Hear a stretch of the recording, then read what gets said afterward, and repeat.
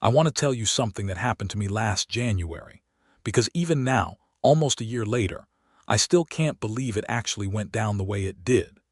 If someone had told me before I moved into Pinecrest Estates that I would one day sit in a community center folding chair for 3 straight hours, while a middle-aged woman in a Christmas sweater argued about the moral implications of my driveway being warm, I would have laughed in their face. But that is exactly what happened. And honestly, it turned out to be one of the best nights of my life. But I'm getting ahead of myself. Let me back up to early December because that's really where this whole thing started. I had moved into Pinecrest Estates about 2 years before any of this. It's one of those newer developments outside of town where all the houses look similar enough that you've definitely walked into the wrong one after a holiday party. The lots are nicely sized, the landscaping is well maintained, and the HOA dues are steep enough that you expect some level of services in return. You expect the roads to be salted in winter. You expect the common areas to be kept up. You expect your neighbors not to park their boats in the front yard from April to November. Basic stuff. What you don't expect, or at least what I didn't expect, is that the HOA would eventually try to regulate the temperature of your private property. But again, I'm getting ahead of myself. My name is Eric Wells. I'm 38 years old, I work in civil engineering, and I bought my house in Pinecrest Estates because it had a good-sized garage, a finished basement, and it was a 15-minute drive from my office. I'm a pretty simple guy. I like things that work well. I like efficiency. I like not having to do the same task 3 times when one good solution would handle it permanently. That last personality trait is exactly what led me to install a heated driveway. I had the idea in my second winter at Pinecrest Estates, after I spent 2 separate mornings chipping ice off my driveway with a metal scraper while already running late for work.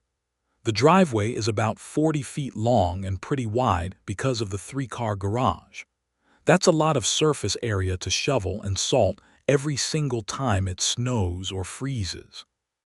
I did the math, got 3 quotes from contractors, and by mid-October of that second year, I had a hydronic radiant heating system installed beneath the concrete. Electric sensors detect when the temperature drops and the surface is wet, and the system kicks on automatically to melt everything before it even has a chance to stick. It cost me a significant amount of money up front, but I had budgeted for home improvements. It was my private property. The installation was done professionally with all the proper permits from the county, and it was entirely contained within my lot. I did not ask anyone's permission because there was genuinely no HOA rule that required me to seek approval for what was underneath my own driveway. I checked. I actually read the full CC and RS cover to cover before I even placed the deposit with the contractor.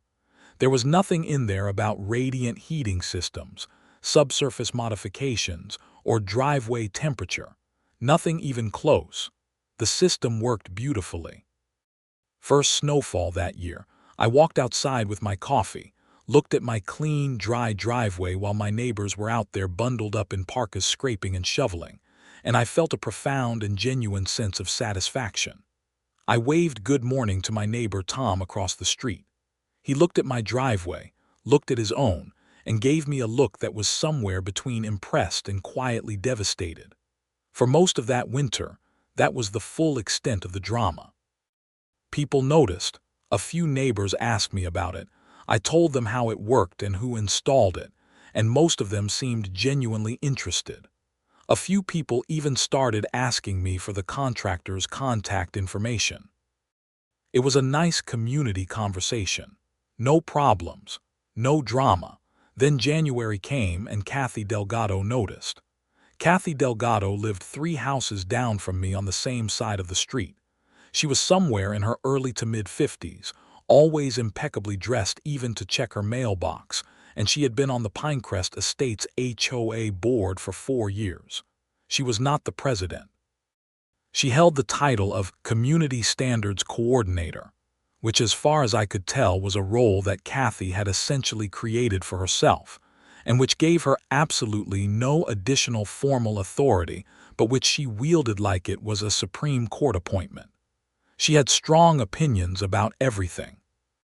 The angle of your holiday lights, the color of your window boxes, the length of your grass relative to the HOA-approved range, the number of cars you were allowed to have parked in your driveway before it became visually excessive. Kathy was the kind of person who would have been fine if she'd channeled her considerable energy into literally anything else. She was clearly intelligent. She was organized. She had a laser focus for detail that in any other context would be genuinely admirable. But she had pointed all of that intelligence and energy at the single goal of exercising control over the neighborhood, and it had curdled her into someone that most of the residents actively avoided at community events. I had not had any direct confrontations with Kathy in my 2 years at Pinecrest Estates. I kept my lawn in shape. I didn't have loud parties. I kept my garbage cans tucked away, and I generally didn't give her anything to work with. We had a surface-level polite relationship built entirely on brief waves and nothing more. I thought that was probably the best I could hope for with Kathy, and I was fine with it. The first sign that something was shifting came on a Tuesday morning in early January. We'd gotten about 5 inches of snow overnight, and by 6:30 in the morning, my driveway was completely clear.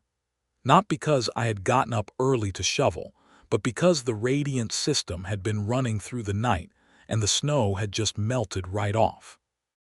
I came outside to start my car and noticed Kathy standing at the end of her own driveway, fully bundled in a long coat and a knit hat, holding a snow shovel and staring at my driveway with an expression I can only describe as offended. I gave her a wave. She did not wave back. She just stared at my driveway for another few seconds, then looked down at her own snow-covered surface, then back at mine, then went back inside without saying a word. I thought it was a little weird but didn't dwell on it. I drove to work. Life continued. 3 days later, I got an email from the HOA board. The subject line was Community Standards Inquiry Driveway Modification. The body of the email was about 4 paragraphs long and written, in the kind of formal, slightly pompous language that I had come to associate with Kathy's particular style of communication, even when other board members' names were technically attached to it. The email said that the HOA had received a concern from a resident regarding a recent modification to my property that may create undue advantages and community inequity, and that the board would like to schedule a time to discuss the matter. I read that email 3 times. I genuinely could not figure out what they meant by undue advantages and community inequity. My heated driveway was not a competitive sport. It was not a ranking system.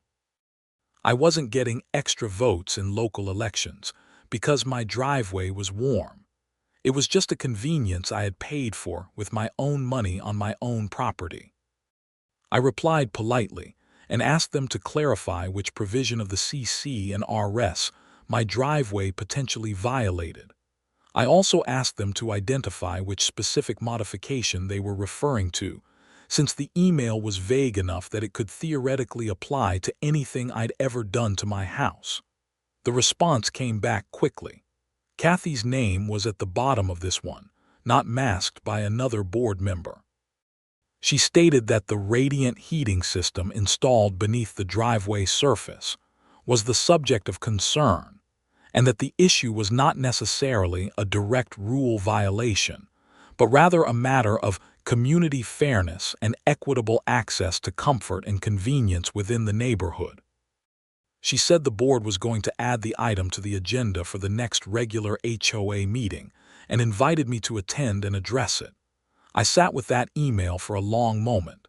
Community fairness, equitable access to comfort, in the context of my driveway. I called my friend Danny, who is a real estate attorney and who I knew had dealt with HOA issues before, and I read him the email over the phone. There was a pause on his end, and then he said, and I'm quoting directly here, "That is the most ridiculous thing I have ever heard in my professional career, And I once had a case where an HOA tried to fine a man for having the wrong color of dirt. He told me I had nothing to worry about legally, but that I should document everything from this point forward and come to that meeting prepared. I took that advice seriously. Over the next 2.5 weeks leading up to the HOA meeting, I did several things. I pulled out my full copy of the CC and RS and read them again even more carefully. I also obtained the HOA's full governing documents from the county recorder's office, because I knew from Danny that sometimes the documents on file with the county differed subtly from what the HOA was actually distributing to residents, and those differences mattered. I printed everything out and highlighted every single rule that could even theoretically be stretched to apply to a driveway heating system. There were none, not one. The CC and RS talked about fences, exterior paint colors, landscaping, satellite dish placement, and short-term rentals. Driveways were only mentioned in the context of keeping them clear of debris and not using them for commercial vehicle storage. Nothing about what was underneath them or how warm they were. I also talked to my contractor, a guy named Brendan who ran a reputable local company and had been doing radiant driveway installations for over a decade.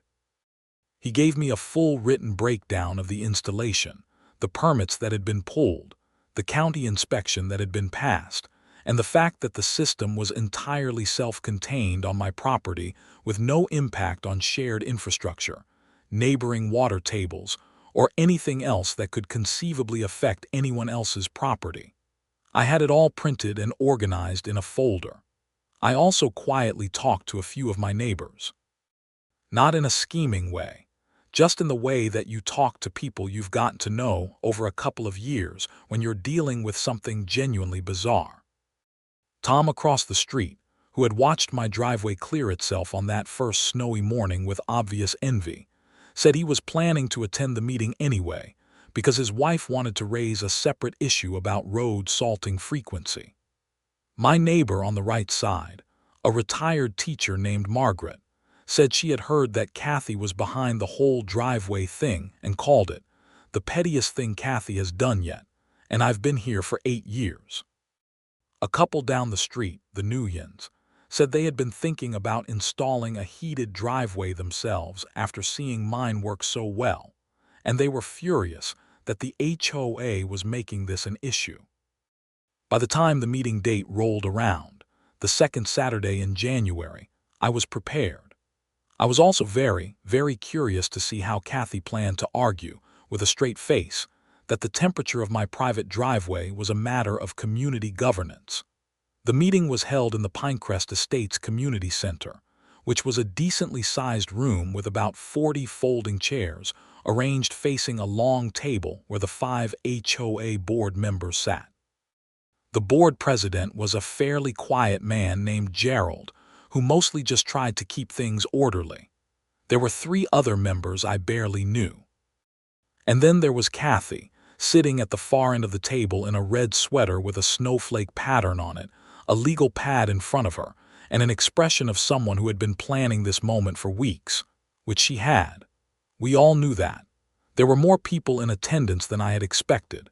Usually, HOA meetings drew maybe 10 or 12 residents. This night there were at least 35 people in those folding chairs, which told me that the word had gotten out about the driveway debate and that people were showing up specifically to watch it unfold. I saw Tom and his wife, Margaret, the Nuyens, and a bunch of other faces I recognized from the neighborhood. The room had the energy of a packed courtroom, which was both reassuring and deeply concerning given that we were about to spend the evening talking about my driveway.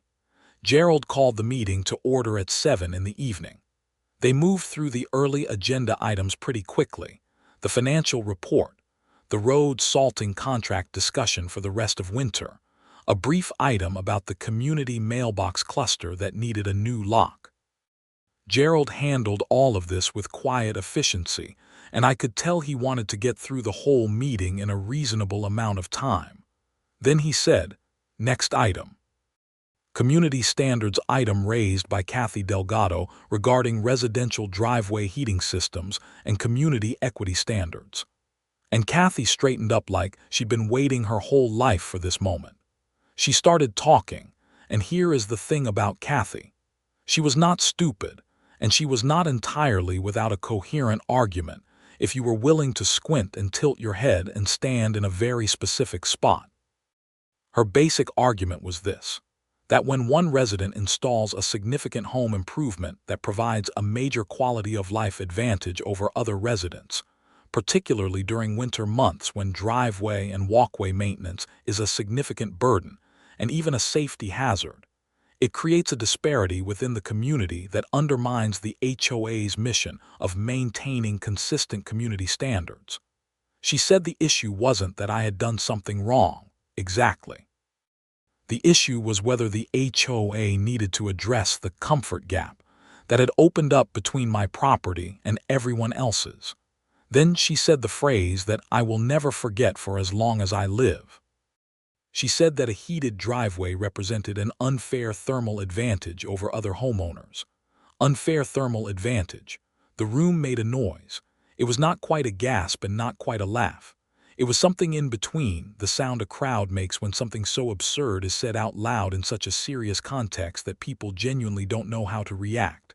Gerald coughed. And, what is the board's proposed response to this concern? He asked.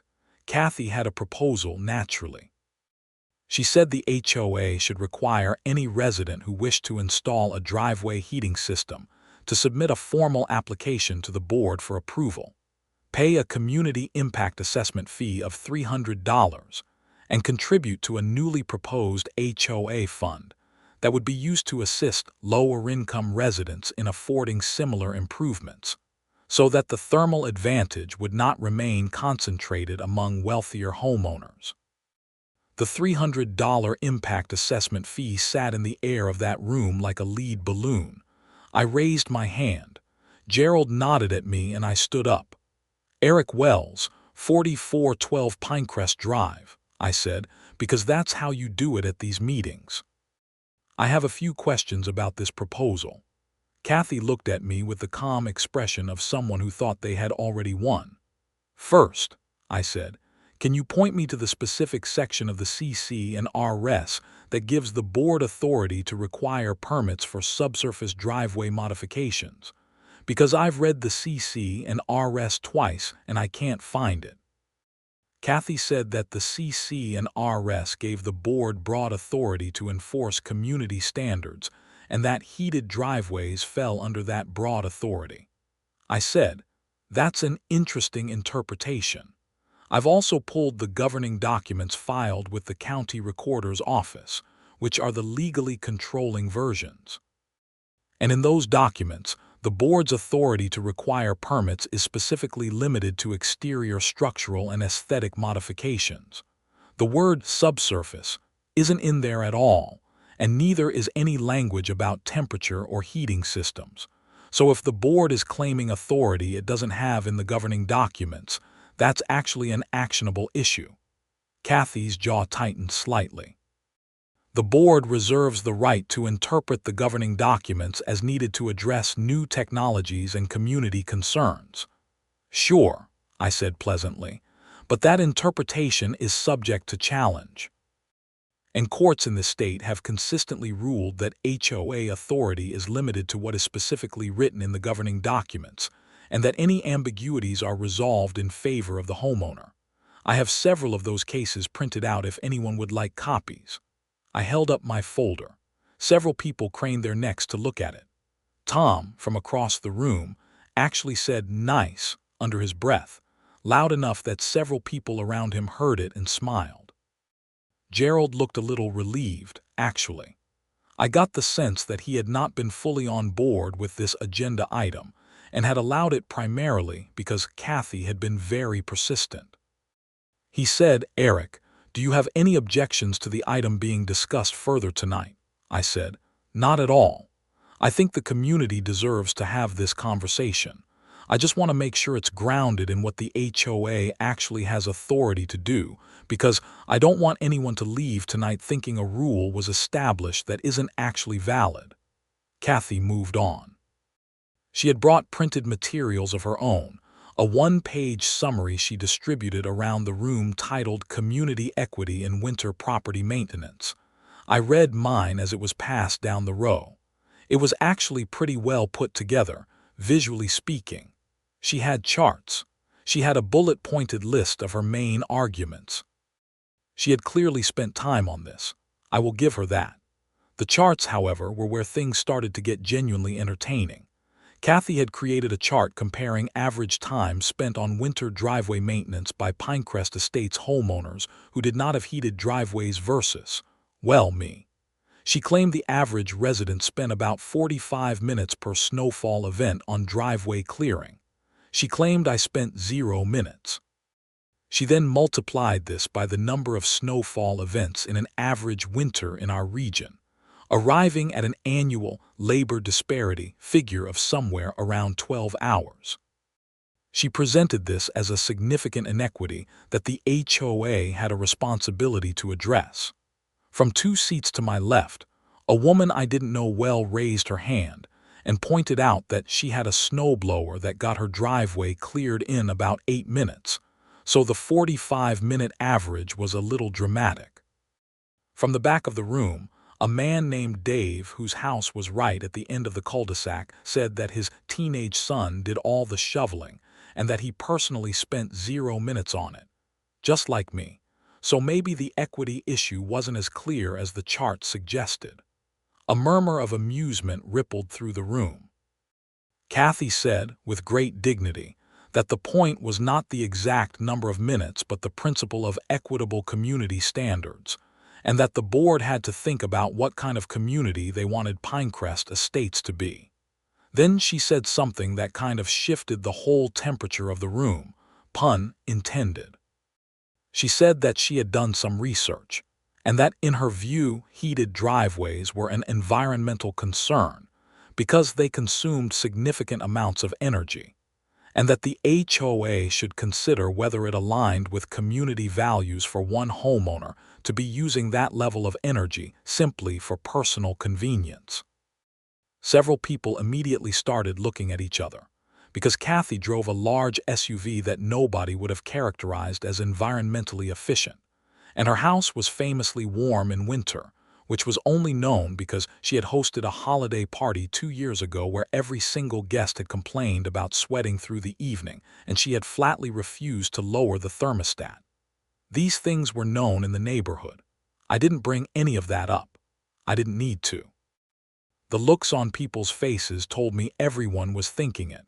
What I did say was, I appreciate the environmental concern.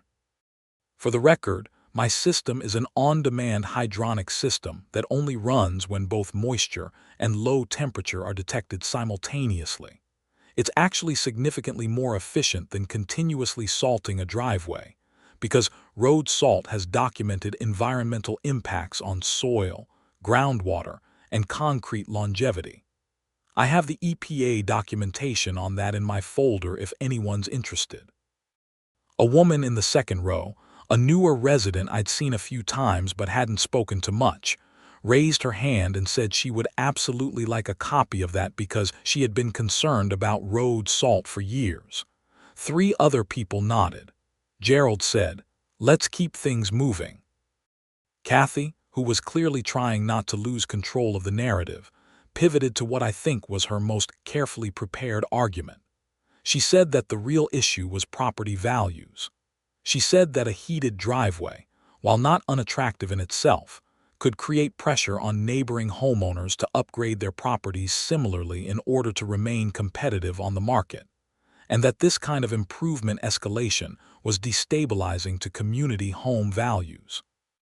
I want to pause here and appreciate how creative that argument was, because it was almost impressive. She had taken a situation where someone had made their property better and was arguing that it was bad for property values. In an HOA setting, where the entire stated purpose of the HOA is to protect property values, I let that argument sit for a second before I responded, because I genuinely needed a second.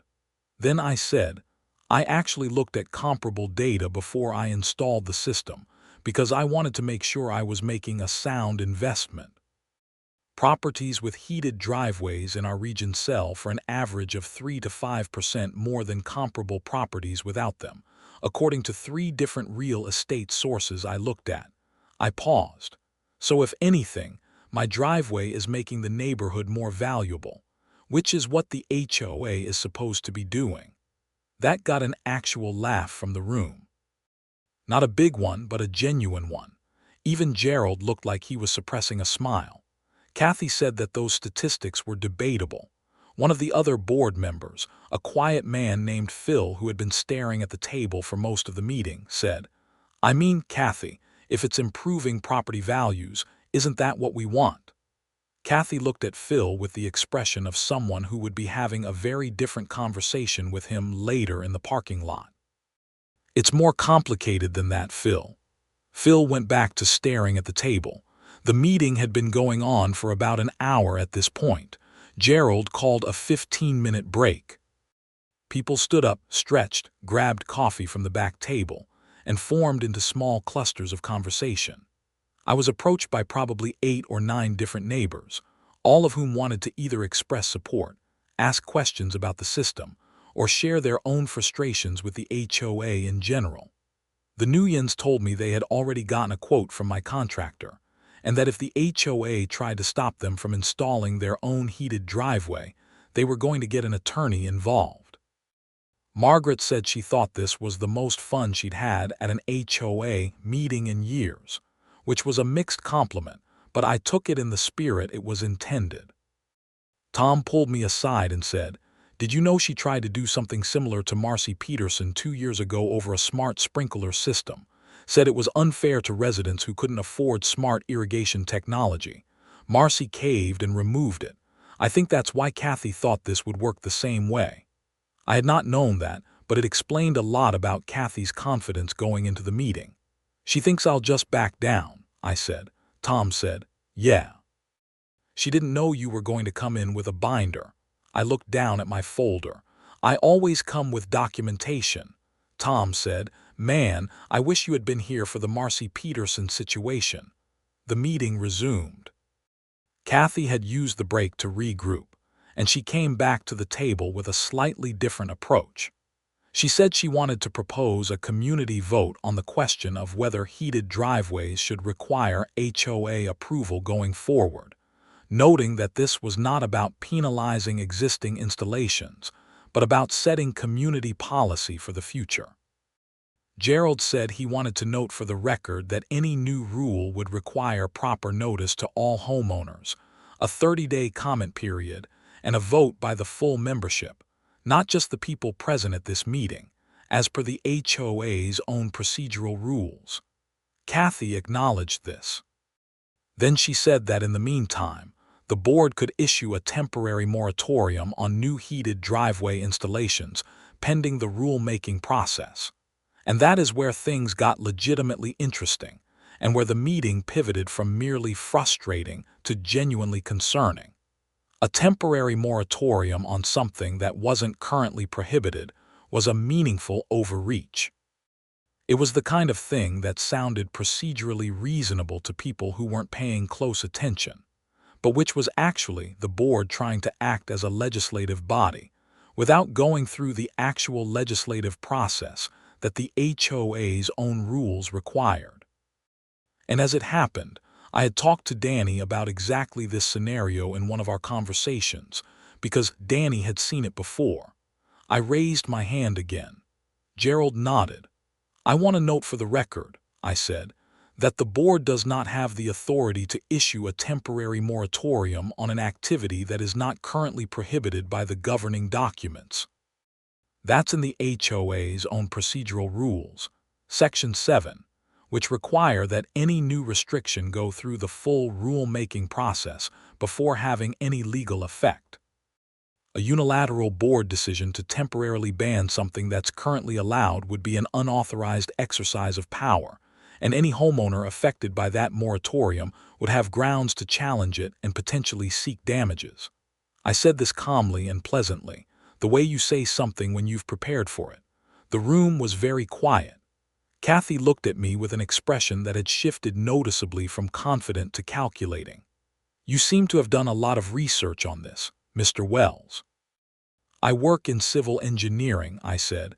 I read governing documents for fun, relatively speaking. A couple of people laughed. The tension in the room dropped about 5 degrees. Gerald said, I think we should table the moratorium proposal and confirm its legality before any vote. He looked at the board. Agreed. 3 of the 4 other board members nodded. Kathy did not nod, but she also didn't object out loud. She wrote something on her legal pad that I was reasonably certain was not complimentary toward me. We were now about 2 hours into the meeting. The moratorium was off the table. The permit requirement was legally shaky, and everyone knew it. The Community Equity Fund was sitting in no man's land with no clear path forward. Kathy kept trying to find angles, and to her credit, she kept trying new ones. She brought up drainage, suggesting that a warm driveway might affect the way snowmelt flowed toward neighboring properties. I noted that my driveway was graded exactly as it was before installation, and that the contractor had specifically addressed drainage in the design, and that the installation passed a county inspection that included drainage review. She asked whether the system created noise that could disturb neighbors. I pointed out that the system was entirely silent and underground. She suggested that the aesthetic of a constantly clear driveway next to snow-covered ones might create an incongruent visual presentation in the neighborhood streetscape.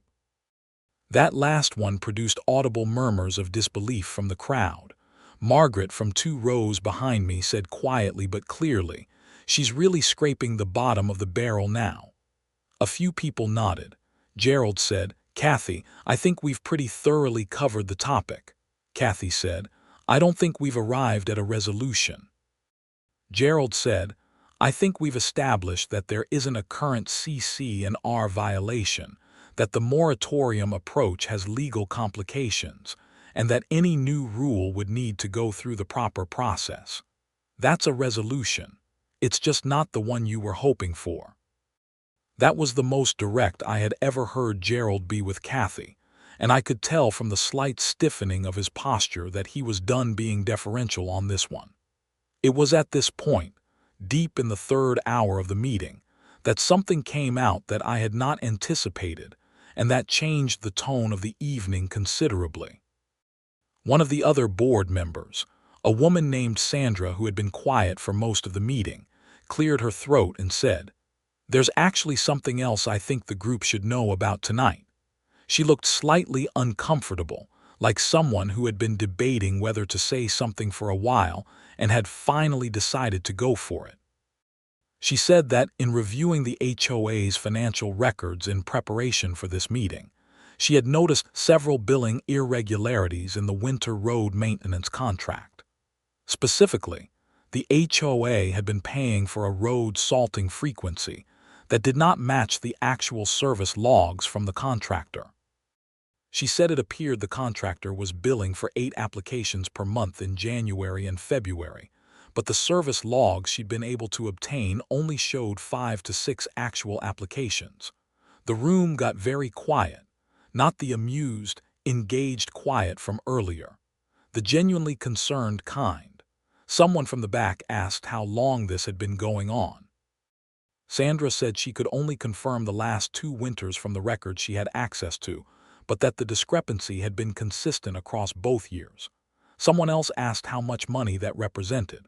Sandra did some mental math and said, conservatively, something in the range of $4,000 to $6,000 over the 2 years she had reviewed.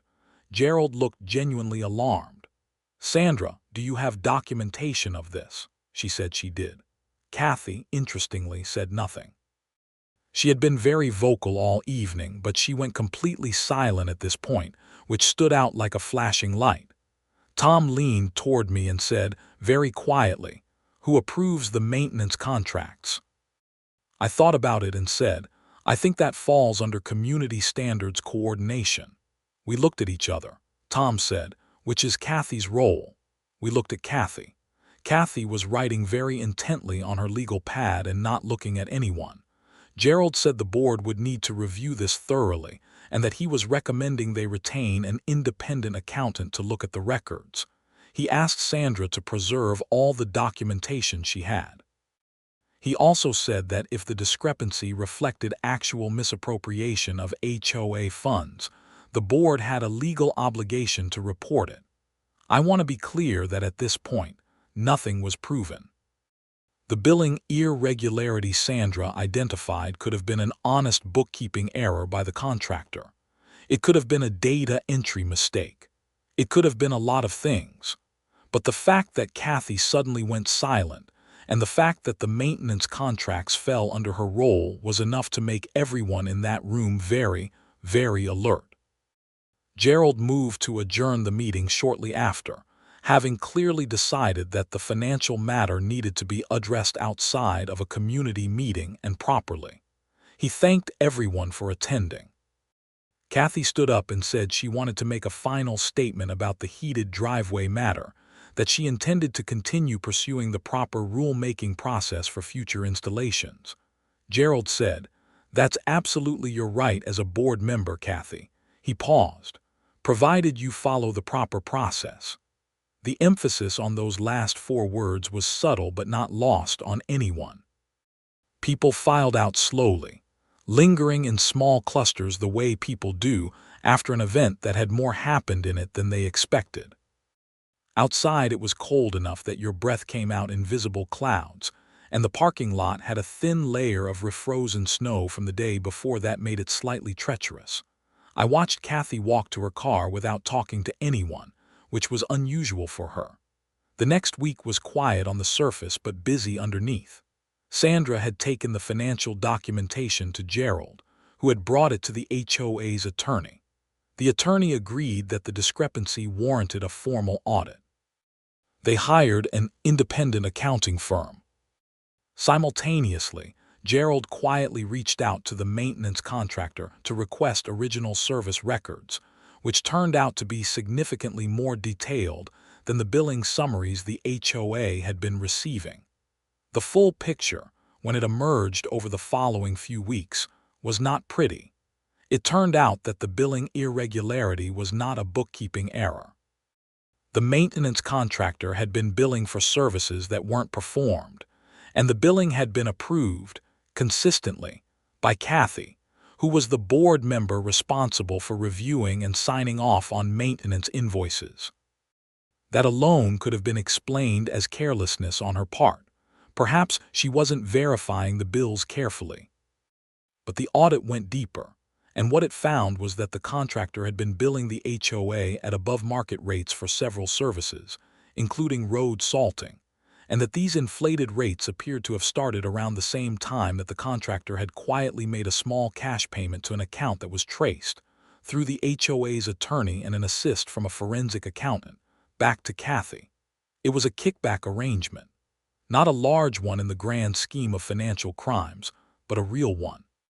The contractor padded the bills, Kathy approved them, and a portion of the overpayment came back to her.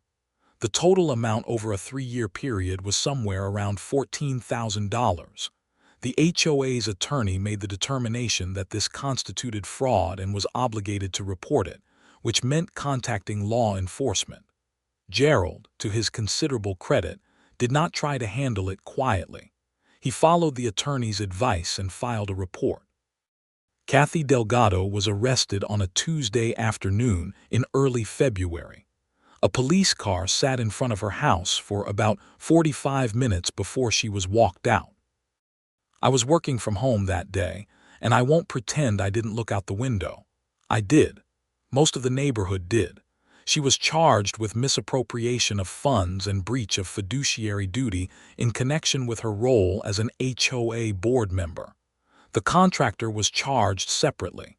Neither of them had an easy path through the legal process that followed.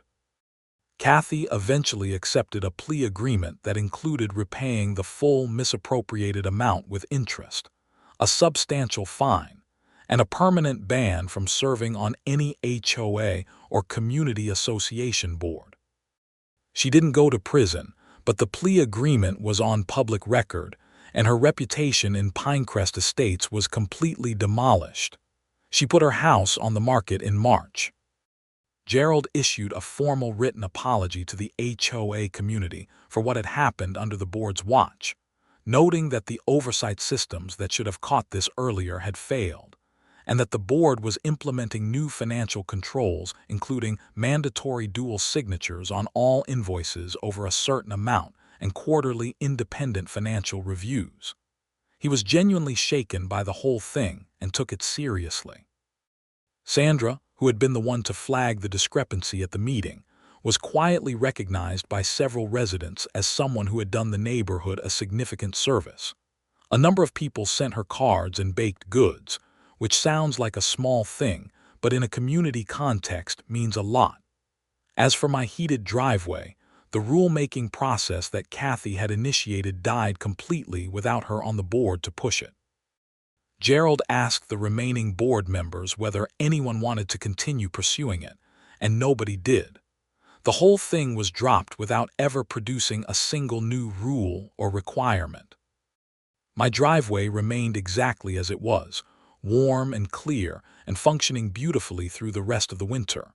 The Nuyens did in fact install their own heated driveway that spring. They used the same contractor I had. It looked great. By the time the following winter rolled around, there were 4 heated driveways in Pinecrest Estates, including Tom's, who had gotten so fed up with shoveling after watching mine work for 2 winters that he bit the bullet and made the investment. He texted me the first morning after installation during a snowfall, just a photo of his clear driveway next to the snow-covered street with a single thumbs-up emoji. I sent back a thumbs-up and a snowflake. Looking back at that night, the 3-hour meeting about whether my heated driveway was fair to my neighbors, I can say honestly that it was one of the stranger and more satisfying evenings I've had since moving into Pinecrest Estates, not because I enjoyed the conflict. I don't, particularly. I went in there purely in self-defense, to protect something I had legally installed on my own property. I did not go in looking to expose Kathy or take anyone down. That piece fell out of the evening on its own, because Sandra had been paying attention and had the courage to raise something uncomfortable in a public forum. The whole thing was a good reminder that HOA meetings, which most people treat as a necessary inconvenience to be avoided whenever possible, actually matter. The people in those chairs get to make decisions that affect your property, your finances, and your daily life. When you don't show up, you leave all of that to whoever does show up, and in Pinecrest Estates for several years, that had mostly been Kathy. If I hadn't been there that night, if I'd ignored the email and let the meeting happen without me, it's entirely possible that a moratorium would have been issued and people would have accepted it without knowing they had any recourse. It's entirely possible the financial irregularities would have continued for another year or 2 before someone caught them. Showing up matters. Having your documents ready matters. Knowing your rights matters. It also doesn't hurt to have a friend who's a real estate attorney and a contractor who keeps excellent records. I've been at every HOA meeting since. So has Tom. So have the Nuyens and Margaret and Sandra, and a handful of other residents who seem to have had their appetite for community engagement significantly sharpened by the events of that January. Gerald, somewhat renewed in his commitment to running the board properly without Kathy's influence distorting everything, seemed genuinely glad to have an engaged community showing up. The meetings run shorter now, which is not a coincidence. When the agenda is clean and the purpose is legitimate, you don't need 3 hours to get through it. Pinecrest Estates got a new road maintenance contractor that spring, after a properly competitive bidding process with multiple quotes reviewed by multiple board members. The new contractor charged about 12% less than the old one for the same services, which tells you something about how inflated those old invoices had been. The savings went into a reserve fund that was earmarked for parking lot resurfacing in the common areas, which honestly should have been done 2 years earlier, and everyone was glad to see finally happening. There were a few lingering questions from some residents about whether Kathy's years of decisions needed to be reviewed more broadly, whether other contracts or approvals she had been involved in might have similar problems. Gerald commissioned a partial review covering the most significant financial decisions of the past 4 years. A few things came back with questions that required further explanation, but nothing else rose to the level of the maintenance contract issue. The accountant's conclusion was essentially that the kickback arrangement was Kathy's specific scheme, and that the other irregularities were mostly just poor record-keeping and lack of oversight rather than intentional wrongdoing.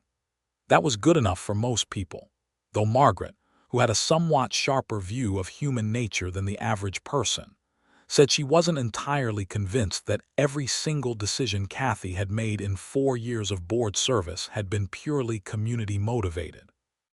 But even Margaret acknowledged that you couldn't spend forever relitigating every choice an HOA board member had ever made, and that the important thing was the new controls now in place.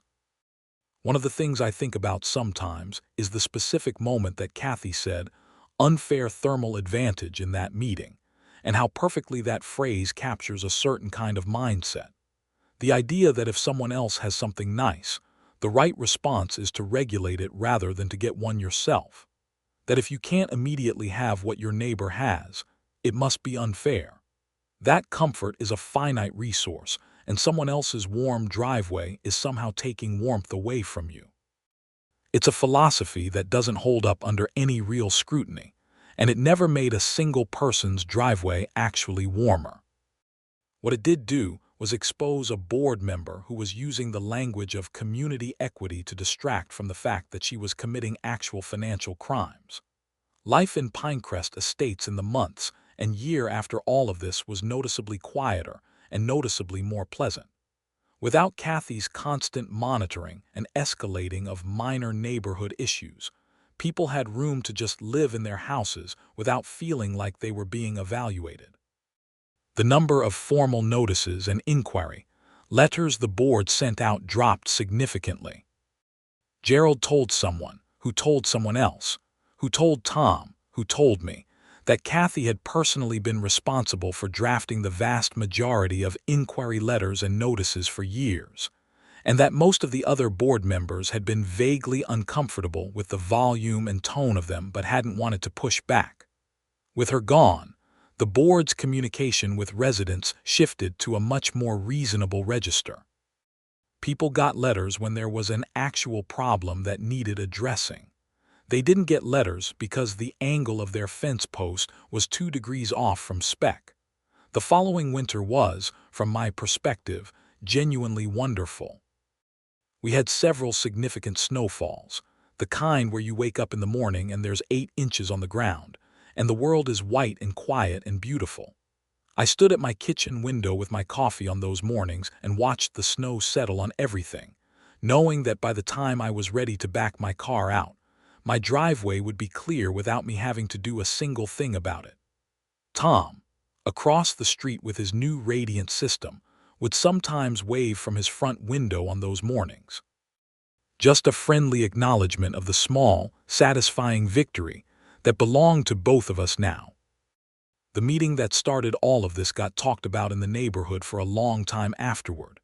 People referred to it sometimes as the thermal equity meeting, or occasionally, less charitably to Kathy's memory, as the 3-hour disaster.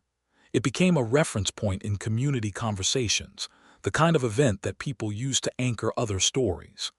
Oh, that was right around the time of the driveway meeting. Or, yeah, that was after everything came out at the big January meeting. For me, it was a good lesson in how much the fine print matters. Not the fine print on contracts specifically, though that matters too, but the fine print of the rules and structures we agree to live under. The CC and RS that govern Pinecrest Estates are, in essence, a miniature legal framework. They confer rights and impose restrictions. They define what the HOA can and cannot do. Most people sign them, store them in a drawer, and never look at them again until there's a problem. And that's understandable. Reading dense governing documents is not anyone's idea of fun. But when someone uses those documents as a weapon against you, when someone waives authority they don't actually have and expects you to back down, knowing exactly what those documents say and don't say is the difference between getting steamrolled and standing your ground. I kept my folder. I still have it, actually, in a file cabinet in my home office.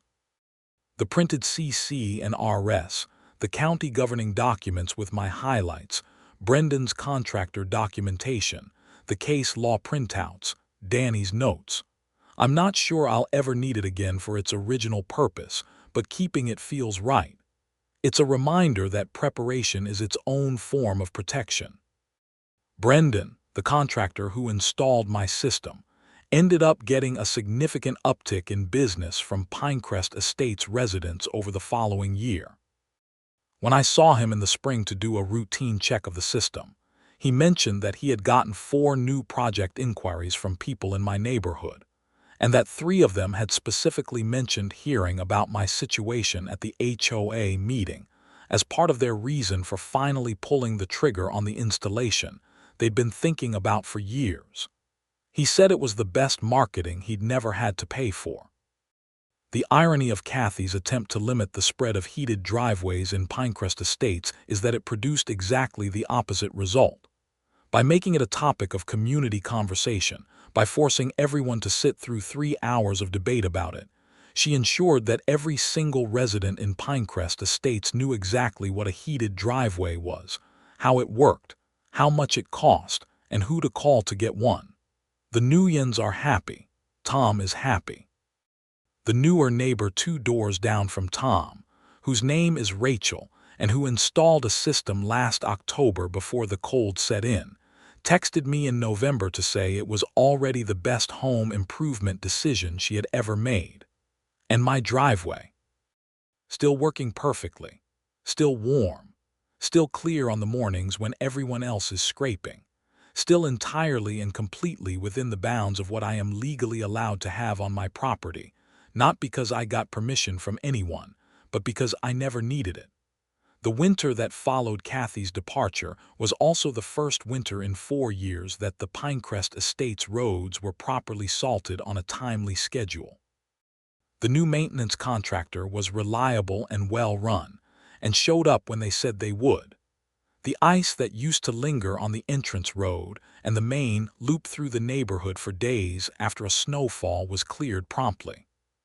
People stopped complaining about slipping getting to their mailboxes. The small parking area near the community center, which had been genuinely hazardous in past winters with uneven ice buildup, was kept clear and gridded properly. It turned out that the road maintenance problems people had been complaining about for years, the slow response times, the inadequate salting, the freezing patches that lingered way too long, were at least partly a consequence of working with a contractor who was padding his invoices rather than spending his budget on doing the job well. When you're already getting paid whether you show up or not, the incentive to show up on time and do quality work decreases pretty significantly. A contractor who knows the oversight is real and the invoices are actually being checked tends to do better work. Who would have thought? Gerald, in one of his quarterly newsletters to residents after all of this settled, wrote a thoughtful few paragraphs about what the board had learned from the experience.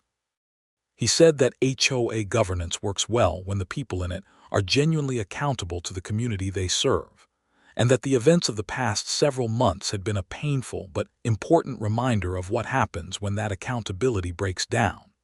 He thanked Sandra by name for flagging the financial concern at the January meeting, which I thought was well-deserved, and which Sandra seemed genuinely moved by when I saw her a few days after the newsletter went out.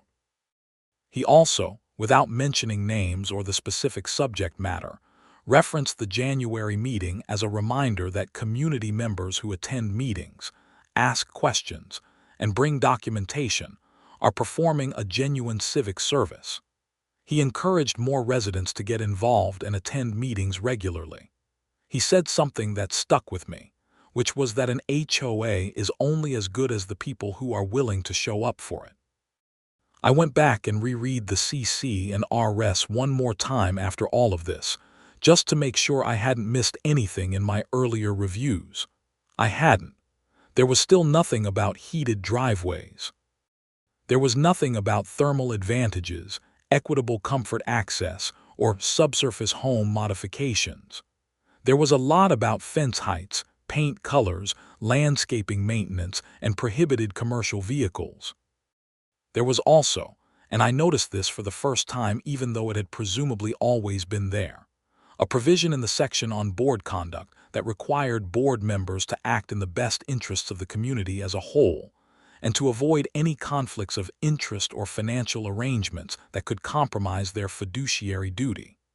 It was pretty standard language, the kind that gets inserted into governing documents without anyone expecting it will ever be needed. Kathy had presumably signed something acknowledging that provision when she joined the board. It was a piece of paper that ultimately mattered quite a lot. I stood there in my living room rereading that provision, with the afternoon light coming through the window and the temperature outside somewhere around 18 degrees, and felt something that I think was best described as satisfied. Not in a petty way. Not in a I won and she lost way, though there was some of that, I won't pretend otherwise.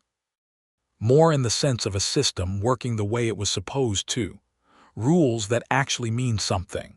Accountability that actually landed.